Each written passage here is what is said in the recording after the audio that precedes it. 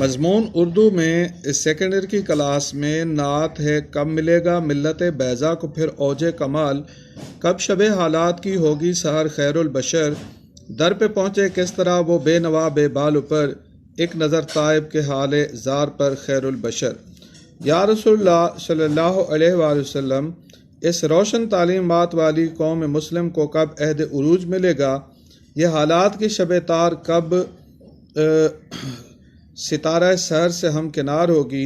اے خیر البشر ہستی ہماری یہ طلب، یہ التجا، یہ درخواست، یہ استغاثہ بارگاہ عزی سے منظور کرا دیجئے۔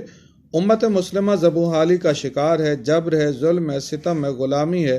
اس سے قوم کو نجات چاہیے، وہ بھی اس طرح کے جیسے پہلے مسلمان سرزمین حجاز سے نکلے اور جہاد چہار دانگ عالم پر چھا گئے۔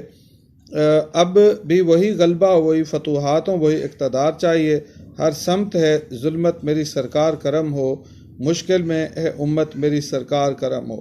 یا حبیب اللہ، غلامی کی سیاہی پر ہم پر غالب آ چکی، یورپی اقوام عالم اسلام پر غلبہ پا چکی ہیں، سامراجی نظام پوری قوت کے ساتھ موجود ہے، نو آبادیاتی نظام نے مسلمانوں سے جینے کا حق چھین لیا ہے، دور غلامی ایک سیاہ رات کی مثل نظر آتا ہے۔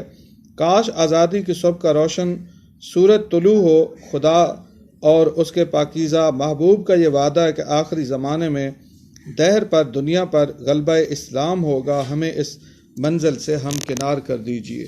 فریاد ہے اے کشتی امت کے نگہباں، بیڑا یہ تباہی کے قریب آن لگا ہے۔ الصلاۃ والسلام علیک یا نبی اللہ، جناب کا یہ دیوانہ پروانہ شیدائی سودائی آپ کے در دولت پہ کس طرح حاضر ہو، اس کی حالت زار پر نظر کرم فرمائیے۔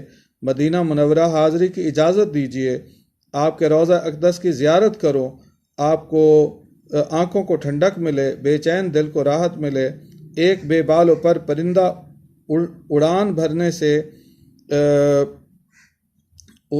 بھرنے سے رکا ہوا ہے، نہ مال و زر، نہ زاد راہ، نہ اعمال ایسے کہ جناب کو منہ دکھا سکوں۔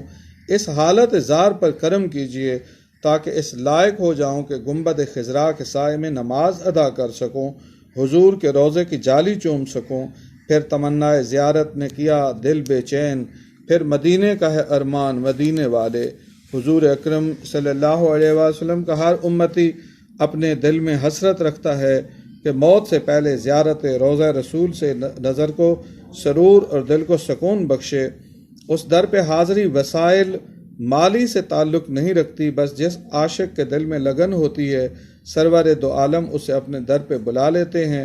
حضور کا فرمان ذیشان بھی ہے، جو اللہ کے گھر آیا اور میرے پاس حاضر نہ ہوا، گویا اس نے مجھ پر جفا کی۔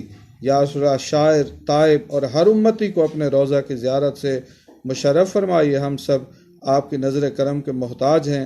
خیرہ نہ کر سکا مجھے جلوہ دانش افرنگ، سرما ہے میری آنکھ کا خاک مدینہ و نجف۔